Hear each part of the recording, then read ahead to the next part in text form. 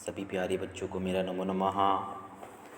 Today discuss class सप्तम तृतीय पाठः नृपस्य गजः। आज हम कक्षा सप्तम संस्कृत पाठमाला तृतीय चैप्टर तृतीय अध्याय नृपस्य गजः के बारे में अध्ययन करेंगे, जो कि रिवीजन क्लासेस के रूप में आज हम अध्ययन करेंगे। जब भी आप वीडियोस देखेंगे, वीडियोस को ओपन कीजिएगा, बुक्स को ओपन कीजिए, अच्छे से स्टडी कीजिए। जहाँ आपको समझने में दिक्कत होती है मेरे को बताइए, मैं उस पैराग्राफ्स को, उस चैप्टर्स को बताने की पुनः कोशिश करूँगा। नृपस्य गजः जो होती हैं, राजा का जो हाथी है, उनके बारे में बात की गई है। ऑनलाइन क्लासेस के माध्यम से मैं इनको आप लोग को अध्ययन करा चुका हूँ।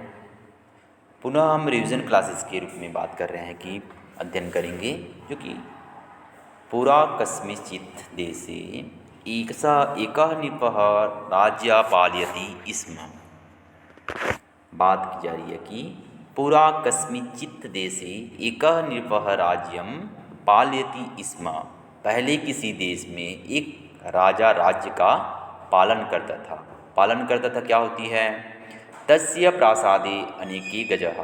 तस्य प्रासादे की बात की जा रही है कि तस्य प्रासादे अनेके गजः अश्वाः उष्ट्रायः सर्वेषु वाहनेषु एको गजः नृपस्य प्रियः आसीत्। उसके महल में अनेक हाथी रहते थे, घोड़े रहते थे और ऊँट आदि थी।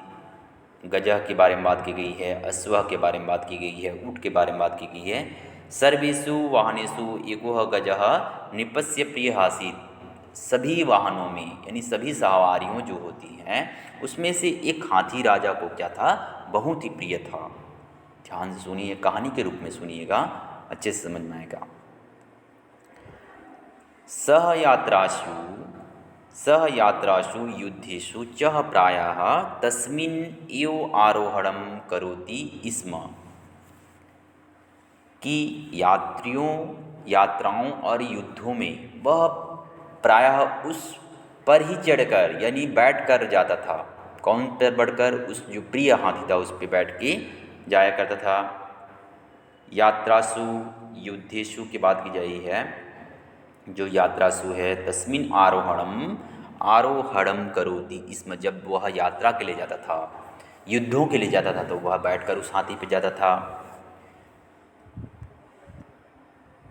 गजः सह गजः अपि नृपस्य आज्ञापालनं करोति स्म।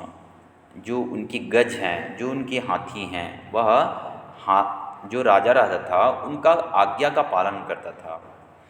नृपः तस्य आज्ञाकारितायाः अतीव प्रसन्नः आसीत्।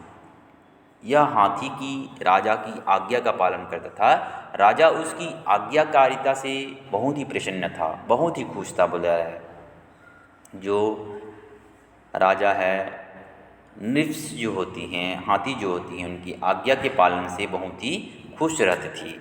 यहाँ पर देखिएगा इमेज जो दिए हुए हैं, ये जो नृप है, यहाँ पर नृप दिए हुए हैं। राजा वहाँ पर चढ़ाई कर रहा है, चढ़ा हुआ है। उनके जो सेनागढ़ हैं, कुछ प्रमुख गढ़ हैं, उनके साथ में हैं। यहाँ पर नीचे पैराग्राफ दिए हुए हैं, देखिएगा।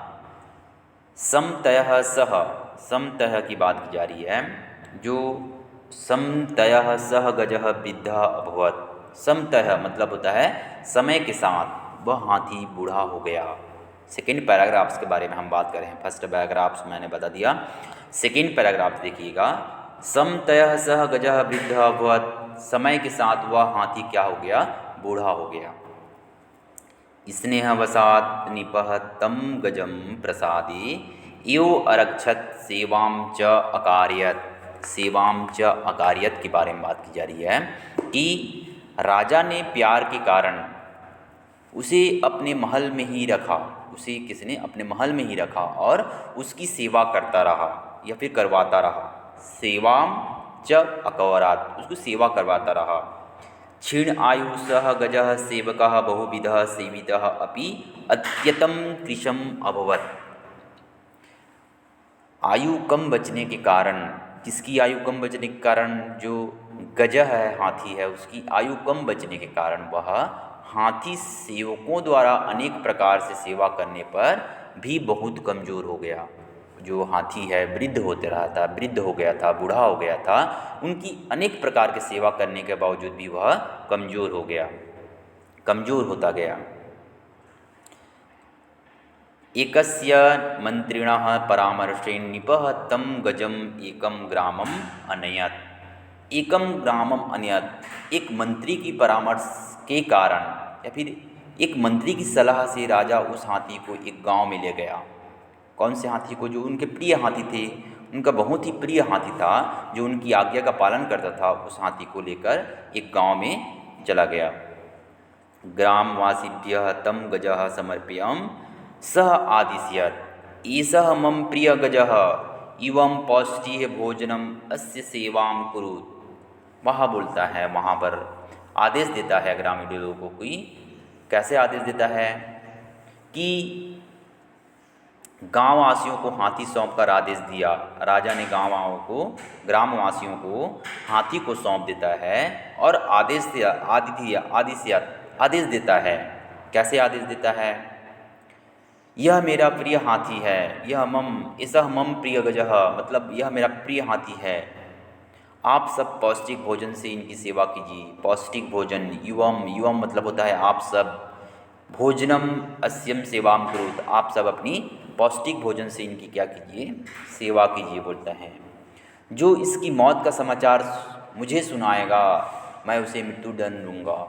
ऐसा कहकर राजा अपने महल में लौट गया। यहाँ पर बताया गया है यह अस्यम मृत्यु समाचारे माम श्रावस्यति, मतलब जो मुझे इसके मृत्युदंड का समाचार सुनाएगा, अहम तस्य मृत्युदंडेस्यामि, मतलब मैं उसे मृत्युदंड दूंगा। इति उक्तः निपः स्वप्रसादम प्रत्यागत। इति स्वक्तम मतलब होता है इस प्रकार। यह कहकर राजा अपना महल की ओर लौट जाता है। मैंने सेकेंड पैराग्राफ्स के में अध्ययन करवाया, सेकेंड पैराग्राफ भी समझ में आएगा। देखिएगा यहाँ पर अब बात की गई है, यहाँ पर हाथी कुछ दिनों के बाद मर जाता है, तो वहाँ पर क्या समाचार सुनाया जाता है राजा के द्वारा, है ना। ऊपर पैराग्राफ से दिए हुए हैं, पेज नंबर 13 में बताया गया है कि नृपः आदेशानुसारं ग्राम सेविनः अतीव परिश्रमेण गजस्य सेवाम् अकुर्वन् किन्तु जीर्णः रुग्णस्य च गजः एकस्मिन् दिने मृत्यु प्राप्तवान्। यहाँ पर निपस्य आदेशानुसारम, राजा के आदेश के अनुसार, ग्रामवासियों ने परिश्रमेण गजस्य सेवाम् अकुर्वन् किन्तु जीर्णः रुग्णस्य सह गजः एकस्मिन् दिने मृत्युं प्राप्तवान्।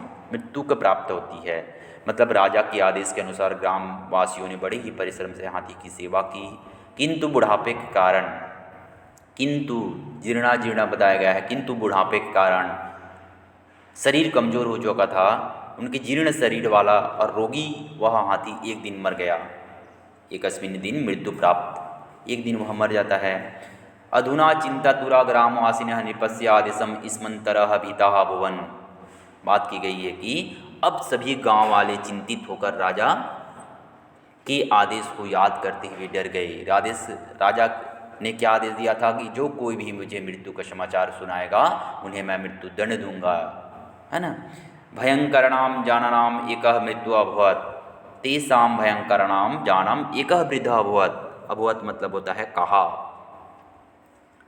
मैं हाथी के विषय के बारे में यहाँ पर जानती हुई तब एक बूढ़ा व्यक्ति कहा, मैं हाथी के विषय के बारे में, अहम गज विषयम समाचारम निपत्स्य कस्यामि इति, मैं हाथी के विषय के बारे में राजा को बताऊंगा।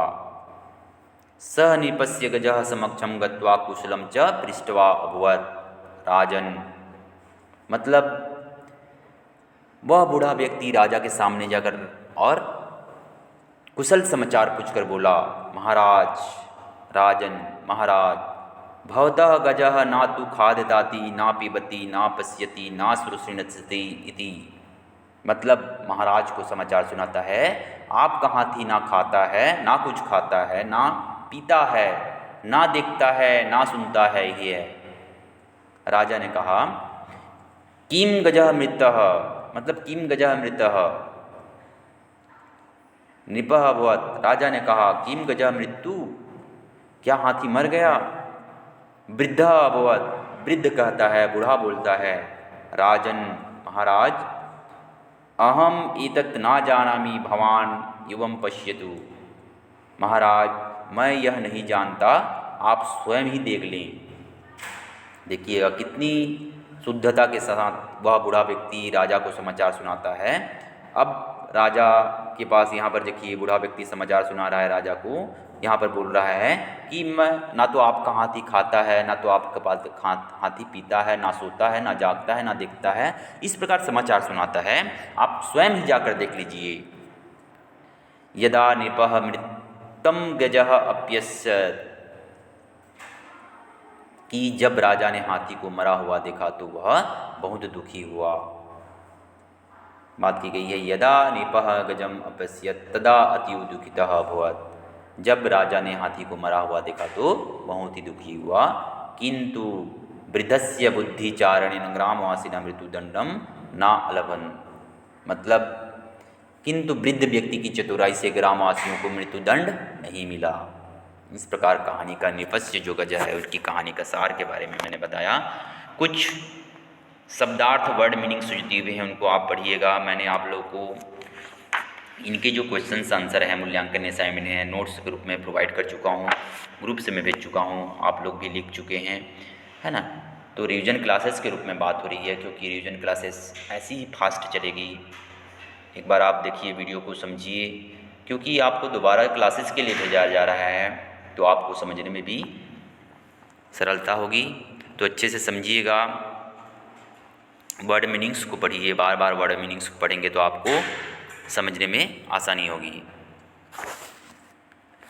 हम नेक्स्ट क्लासेस में चतुर्थ पाठ के बारे में बात करेंगे। चतुर्थ पाठ जो है अस्माकम विद्यालय के बारे में भी अध्ययन करेंगे। हमारे विद्यालय में क्या क्या होती हैं, कैसे वार्षिक उत्सव होते हैं, कैसे क्रीडाएं होती हैं, हमारे विद्यालय के आसपास का वातावरण कैसे होना चाहिए, कितनी हमारे विद्यालय में शिक्षकगण हैं, कितनी अध्यापिका हैं, वातावरण जो होती हैं स्कूल के कैसे अनुकूलित होते हैं, खेल का मैदान कैसे होता है, कैसे खेल खेला जाता है, उनके जो वृक्षारोपण का नियम से ये कैसे होती हैं, इनके बारे में भी हम क्या करेंगे, अध्ययन करेंगे।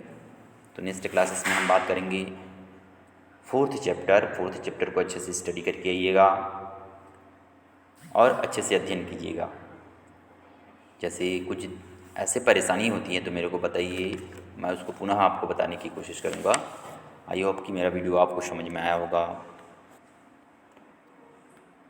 नेक्स्ट क्लासेस में मिलते हैं। बाय बेटा।